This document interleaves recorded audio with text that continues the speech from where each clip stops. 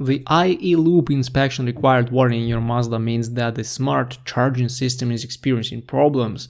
This has something to do with the powertrain control module programming, and dealers use a special TSB. I will post the number in the description of this video.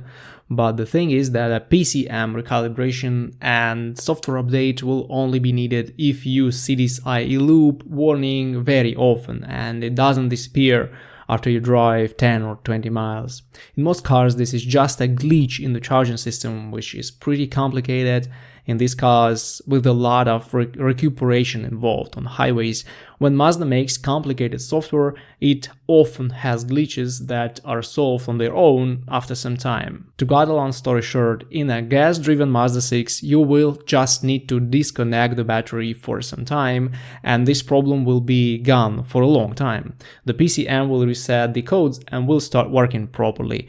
It would be nice if you also initialize the battery after you connect it back. For this, turn on the ignition by pressing the start button 2 times without pressing the brake pedal, then hold the brake pedal pressed and move the shifter to neutral, then press the gas pedal 5 times and you will see the message about battery initialization, and then press the gas pedal 3 more times and the battery will be initialized.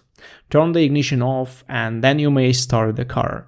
This is the simple battery initialization procedure, and you can use it in a Mazda 6 when you replace the battery on your own. But if you have a diesel Mazda with a 2.2-liter engine in Europe, the problem with the I-ELOOP system warning most likely happens because of the clogged DPF. You may try manual regeneration, but if the car has more than 150,000 miles or 250,000 kilometers on it, you may need the new DPF or at least professional DPF cleaning if you can find a mechanic who provides such a service.